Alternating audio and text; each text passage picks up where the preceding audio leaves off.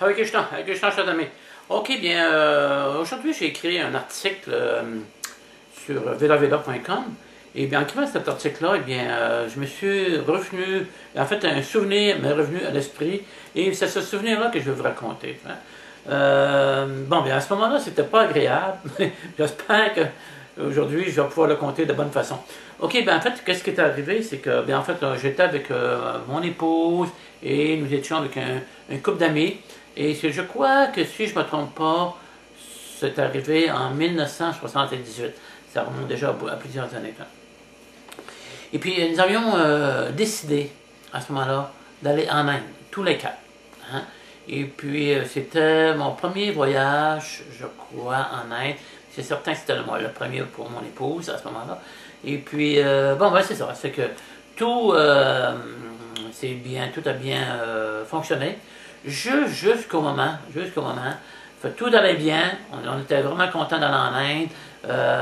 Et puis, mais c'est quand on est arrivé pour atterrir, je crois que c'était à Bombay, ou Delhi, je me souviens plus, peu importe, c'est pas vraiment important, mais ok, ben à ce moment-là, bien c'est ça. Ça fait que on est arrivé dans la ville, à l'aéroport, bien, je veux dire, on était toujours dans les airs, bien entendu, et puis on a commencé, l'avion a commencé à atterrir.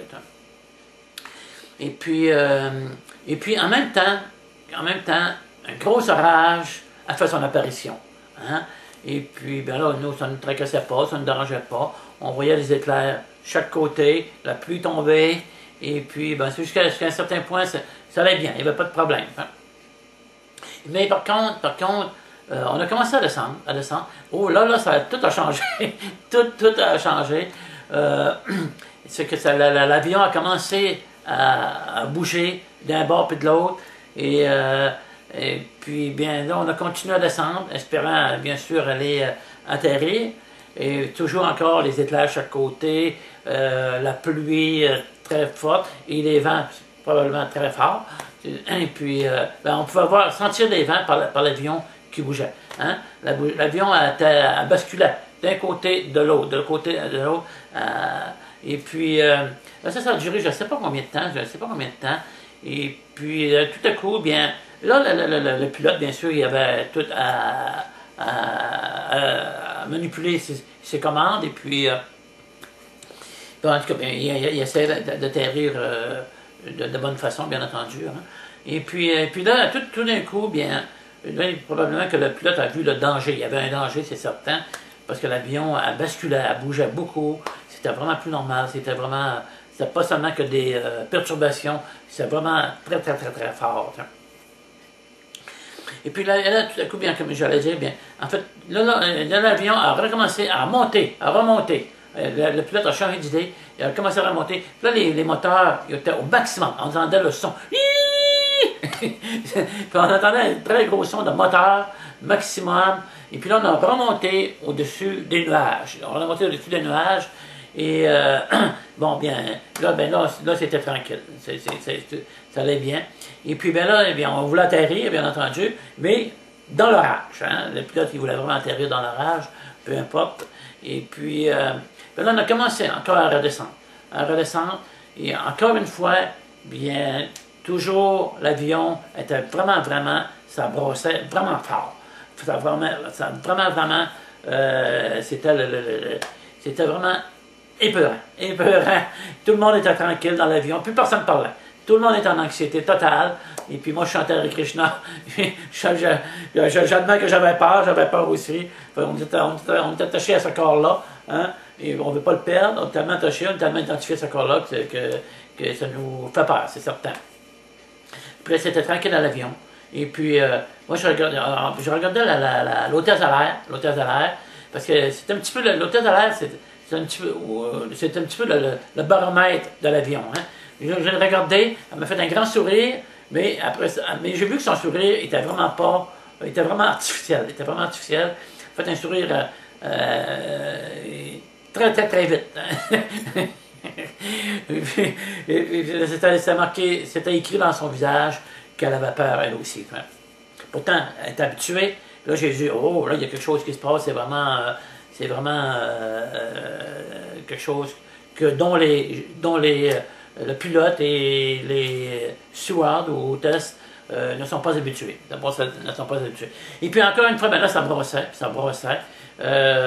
Et puis là, bien, toujours moi je chantais Hare Krishna, puis un petit peu, les gens me regardaient un petit peu, mais moi, ma femme, elle disait ah, calme-toi, Krishna.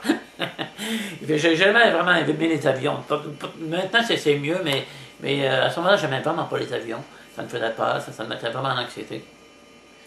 Et puis, ben, encore une fois, bien, là, le pilote, encore, il a accéléré. Il a accéléré. On a encore remonté au-dessus des nuages, encore avec gros bruit. Les moteurs au maximum. Là, c'était vraiment urgent de remonter au-dessus des nuages. Et puis là, ben, encore une fois, bien, au-dessus des nuages, ben, ça brasse moins. On était au-dessus de la tempête. Et puis, encore là, bon, ben, le pilote était vraiment décidé à atterrir à cet endroit. Hein. Encore une fois, je ne sais pas si ça a bombé ou Delhi, en tout cas. Et puis, bien, c'est ça. Là, il commence à redescendre tranquillement. Et puis encore, l'avion vraiment bougeait. Ça brossait vraiment de façon très fortement. Et puis, c'était vraiment épeurant. L'avion branlait. Les ailes allaient de. Comment je sais pas comment expliquer ça. Basculait. L'avion allait plus de façon droite, basculait d'un côté et de l'autre. Et puis c'est comme ça brossait fort. Puis là, on voyait les endroits, les soutes à bagages, ça tombait, les valises sortaient des soutes à bagages en haut, ça tombait d'un bord puis de l'autre. C'était vraiment paniquant, et puis bien là, on se demandait comment on allait sortir de cette situation. Hein, parce que là, on se demandait d'une minute à l'autre si l'avion allait tomber ou pas. Là, parce que c'était vraiment critique. C'était vraiment critique. Et puis là, je suis raconte ça. J'espère que personne ne s'en va en voyage présentement. Parce qu'il n'y a vraiment pas la chose à écouter avant de partir en voyage. Si quelqu'un déjà a peur d'être en avion. Et puis, bien là, c'est ça. Bien là, on descendait. Et puis, encore une fois, bien, des moteurs au maximum. Et puis, on a remonté encore une fois au-dessus des nuages. Et puis, bien, c'est ça. Là, on se demandait vraiment, là, qu'est-ce qui va arriver de nous autres, là? Qu'est-ce qui va arriver dans cette circonstance? Puis encore, le pilote, bien, il a essayé de descendre. Hein? Puis là, ça brossait encore plus fort. Hein? Puis là, vraiment, ça brossait très, de façon vraiment dure. Puis bien, je regardais toujours le steward, l'hôtesse de l'air, elle était vraiment paniquée, son visage, il avait allongé. Puis là, elle souriait même plus. Là, ben, tout le monde, bien sûr, dans ces circonstances-là, pense à la mort parce qu'on ne veut pas mourir. Hein? Et puis, bon, là, ça basculait. Puis là qu'est-ce qui est arrivé de pire encore? C'est que l'avion a vraiment descendu, hein, dans un trou, comment ça s'appelle, une poche d'air. Là, on a dit, ça y est, c'est fini, on tombe, c'est fini, on meurt dans quelques instants. Là, c'était vraiment, là, ça a duré quelques secondes, ça a paru très long. Il dit, ça y est, c'est fini, c'est ici que je quitte mon corps. Hein? Et puis là, je ne sais pas ce que les autres pensaient à côté de moi, mon épouse et le couple d'amis, mais c'est certain que là c'était vraiment un moment très tragique. Et puis, c'est un moment qu'on ne souhaite pas à personne, c'est certain. Et puis, en tout cas, bien fait, c'est ça, là, on a droppé, on a déjà droppé, ça c'est vraiment québécois. On a tombé dans cette poche d'air-là. Puis là, l'avion a tombé dans le vide, vraiment dans le vide. Puis là, on a dit, ça y est, on va descendre jusqu'au sol de cette façon-là. On est fini, c'est fini, ça y est. Mais finalement, l'avion s'est calmé, elle s'est repris position.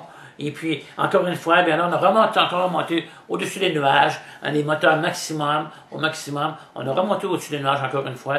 Puis là, le pilote nous a annoncé qu'on allait atterrir ailleurs. Je ne me souviens plus dans quelle ville. Là. Et puis, bon, ben là, c'était un soulagement. Mais aussi, c'est que là, je me demandais, je ne le disais pas à personne. Ah, ok, ben, qu'est-ce que je veux dire aussi avant? Quand le pilote a décidé qu'on allait changer de place, là, tout le monde, on pesait sur le bouton pour appeler la steward, demander un verre d'eau.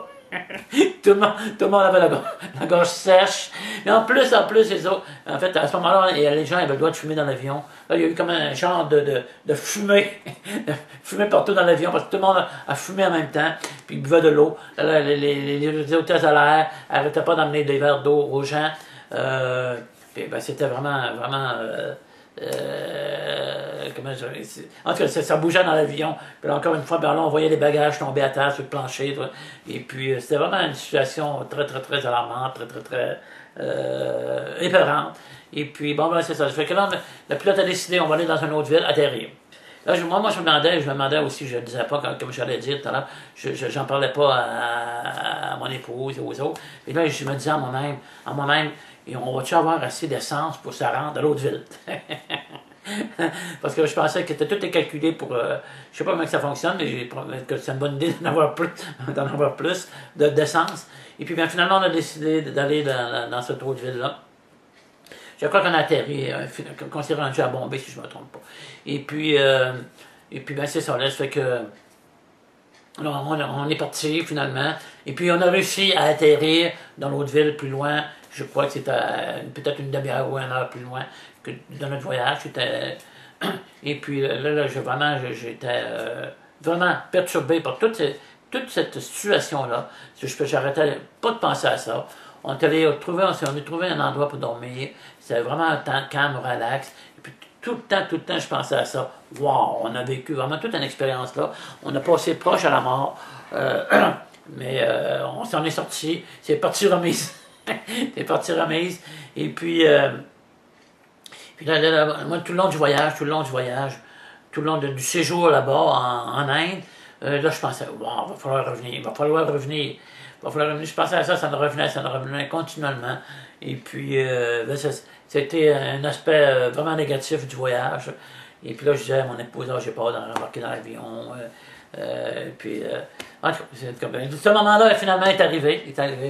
Puis c'est sûr que quelques jours avant, bien, je paniquais, j'étais vraiment en anxiété.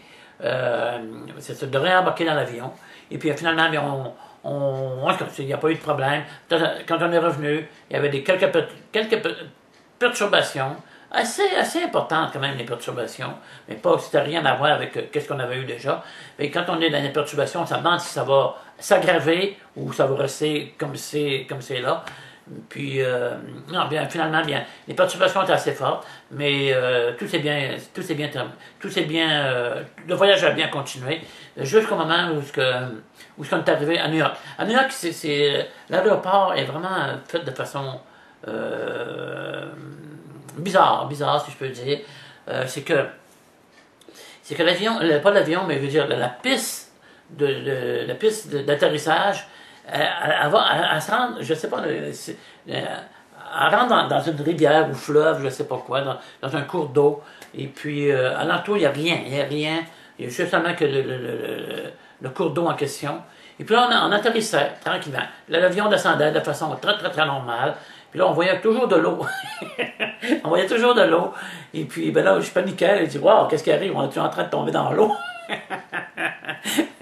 Et puis là, j'ai dit... Puis là, l'avion descendait encore. Elle descendait. Toujours de l'eau. On voyait pas de terre. On descendait 100 mètres, 50 mètres. Et puis c'est ça, bien là. Puis là, elle descendait. Puis là, j'ai dit, wow, ça y est, là, là, je paniquais encore une fois. Et puis là, ça y est, on tombe. On atterrit dans l'eau. En fait, on amerrit. Mais l'avion n'est pas fait pour amerrir. Et puis bien, c'est ça, on descend là, on était rendu vraiment très proche, peut-être à 5 mètres. Puis finalement, OK, on a touché la terre. Voilà, là, j'étais vraiment soulagé. Et j'ai dit, bon, OK, tout va bien, c'est bon. Et puis, en tout cas, c'est la petite histoire que j'avais à raconter à propos de ce voyage-là en Inde. Et puis même quelques mois après qu'on soit revenu à Montréal, je pensais à ça. Ça a resté longtemps dans mon esprit. Ça a resté longtemps dans mon esprit. J'ai parlé de ça avec un ami de Krishna, puis il dit, OK, il dit, lui, il me dit, OK, moi, je vais t'arranger ça. Je vais t'arranger ça, pas de problème.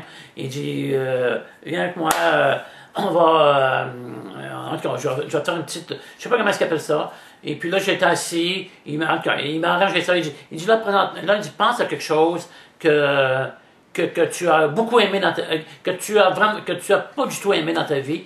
Et puis là, quand tu l'as trouvé, ben dis-moi là. Ben là. Et puis là, c'est certain que moi, je pensais à l'avion à ce moment-là. J'ai dit, wow, c'était vraiment un moment très, très, très important dans ma vie, surtout que c'était récent. Puis quand il dit, quand tu l'auras, dis-moi là.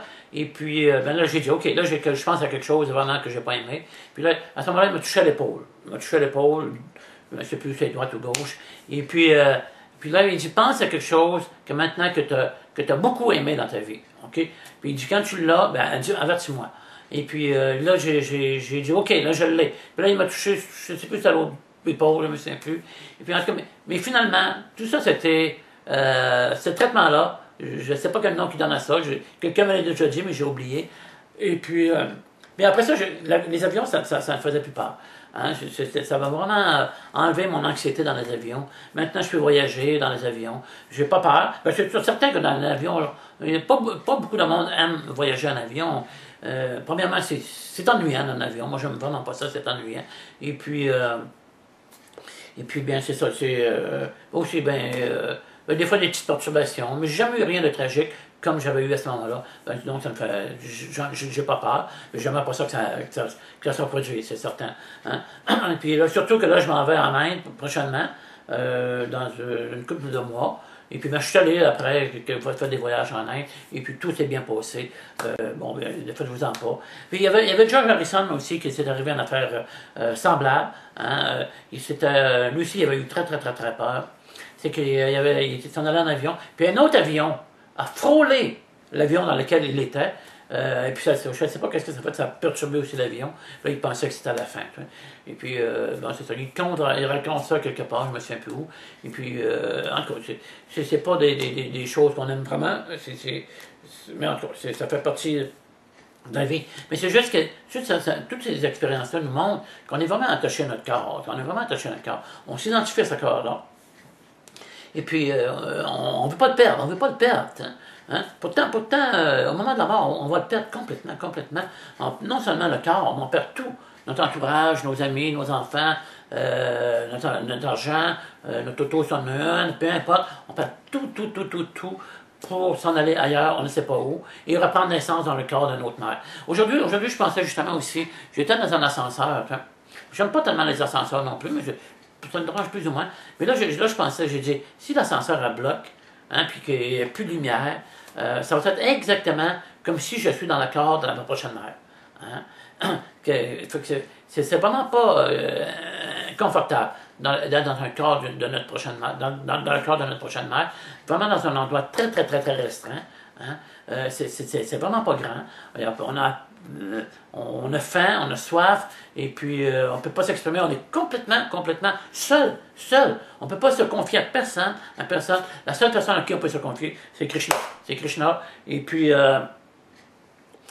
ben c'est ça. En fait, il faut prendre refuge, il faut s'habituer à prendre refuge en Krishna. Comment je dirais, en tout cas, c'est ça. En fait, c'est ce moment-là. Il faut vraiment sortir de ce monde ici, parce que ce monde ici n'est vraiment pas confortable. La mort, la naissance, c'est des moments vraiment pénibles. Hein? On ne veut pas perdre notre corps. Comme je disais, on ne veut pas rien perdre, mais on va tout perdre. Hein? On n'a pas le contrôle. On n'a pas le contrôle de la vie ou de la mort. Hein? C'est pas nous autres qui mènent. Malheureusement, c'est pas nous autres qui mènent, c'est Krishna qui mène. C'est que il faut se dépêcher de sortir de ce monde ici. Hein? Il ne faut plus prendre naissance. Il faut vraiment chanter. Il faut vraiment chanter avec Krishna. Hein? Sortir de ce monde ici le plus vite possible, parce que c'est un endroit vraiment inconfortable. C'est vraiment inconfortable. Là, l'avion, c'est rien à comparer avec la mort et la naissance. Hein? Puis, comme je disais tout à l'heure, encore une fois, bien, dans l'ascenseur cet après-midi, bien, je trouvais ça difficile un petit peu, parce que je m'imaginais que dans le corps de ma mère, dans la prochaine mère, ça va être la même chose. Dans un espace restreint. Personne n'aime ça, les espaces restreints. On n'aime pas ça. Et puis c'est ça, ben, puis, on n'aime pas les espaces restreints. Et puis, ben, c'est ça. Surtout qu'il fait noir, on n'a plus personne à se confier, plus rien. C'est vraiment des moments très difficiles. Hein. En fait, les vraies misères de ce monde, c'est naissance, maladie, vieillesse et mort. Hein. Fait que personne n'aime ça être malade, mais tous on a expérimenté la maladie. Hein. Puis la vieillesse qui vient, puis aussi, souvent la vieillesse est accompagnée de la maladie. Hein. Souvent, je donne l'exemple de ma mère, qui quelques années avant son décès, souffrait tellement, elle souffrait tellement qu'elle souhaitait mourir le plus vite possible. Mais quand la journée de la mort est arrivée, elle savait qu'elle allait mourir prochainement. Elle a paniqué, hein, aussi. Tu vois. C'est pas agréable, ce monde ici. On peut essayer d'en jouir, hein, mais en fait, c'est pas agréable, c'est un endroit très difficile à supporter.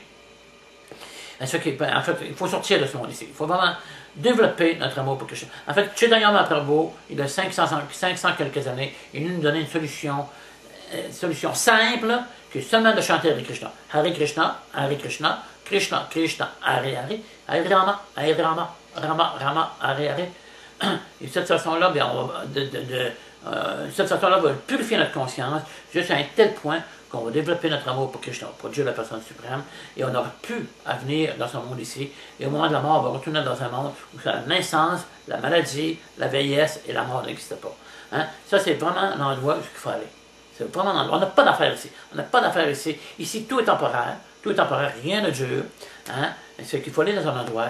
Puis en fait, on ne veut pas mourir, hein, parce qu'on s'identifie à ce corps-là, mais c'est naturel. C'est naturel de mourir, mais c'est pas normal.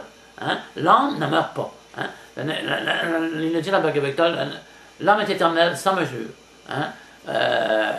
Elle n'a jamais eu de commencement et jamais n'aura de fin. Ça, c'est verset 2, chapitre 2, quelque part, je ne me souviens plus. Et puis, en fait, c'est ça. Mais parce qu'on s'identifie à ce corps-là, on pense qu'on va mourir. Hein? Mais il faut vraiment comprendre, hein, pas juste une question d'intelligence, c'est une question de réalisation. C'est une question de réalisation. Et puis, on va réaliser qu'on est une âme spirituelle et non ce corps matériel, hein, par le chant du mantra Hare Krishna. En fait, il faut se dépêcher. Il faut vraiment prendre au sérieux la vie spirituelle. Prabhupada est venu nous donner quelque chose de vraiment sublime. Il faut juste le prendre. Il faut juste le prendre. Il ne faut pas perdre notre temps dans ce monde ici à essayer d'améliorer notre situation, parce que tôt ou tard, on va laisser cette situation-là. On va la laisser, c'est certain, à 100% certain. C'est certain. Personne ne va y échapper. On n'a jamais vu personne vivre 1000 ou 2000 ans, en fait, pour vivre. On n'a jamais vu une personne qui est restée dans ce corps-là pour l'éternité. Hein? Les corps ici, dans ce monde ici, ne durent pas. Hein? Fait qu'on a la chance maintenant, hein, parce qu'on a un corps humain, de sortir de ce monde ici. La forme humaine peut nous permettre de sortir de ce monde ici. Hein? Pas aller dans un endroit, encore une fois, où la mort n'existait pas. Hein? Mais on a passé par différents corps, animaux, et ainsi de suite. Et les animaux ne pensent pas du tout à ce qu'un être humain peut penser. Hein? Fait qu'on a la chance d'avoir un corps humain, on a la chance d'avoir rencontré Prabhupada. Prabhupada est venu nous donner Krishna, on a juste à le prendre maintenant et retourner dans le monde spirituel le plus vite possible. On ne reste plus ici. Il ne faut pas penser qu'il y a encore 100 ans, 120, 100 vies. Non, il faut sortir d'ici le plus vite possible. Parce que si on ne prend pas au sérieux, on reste encore très longtemps dans ce monde ici. En fait, c'est ça. Il faut prendre au sérieux la vie spirituelle, se dépêcher à sortir de ce monde-là, parce que c'est vraiment pas un endroit confortable. Ça, c'est certain. Hein? Personne ne veut mourir, personne ne veut être malade, personne ne veut vieillir, et personne ne veut retourner dans le corps d'une prochaine mère. Hein? C'est vraiment ça, c'est vraiment les vraies misères de ce monde ici, les vraies misères de ce monde matériel. Et puis, mais en plus, il y a d'autres petites misères qui accompagnent tout ça, qui viennent enjoliver tout ça. Alors, là, je plaisante un petit peu, mais en fait, il y a d'autres choses, en fait, les misères causées par les autres entités vivantes. Comme hier, par contre, aussi, ça me rappelle ça, hier, il était 10h45, et puis j'ai été réveillé. Moi, je me couche très tôt, je me lève très tôt. J'ai été réveillé par la musique des voisins. Ça, je ne peux pas tolérer ça. Ça, c'est vraiment une misère causée par les autres entités vivantes.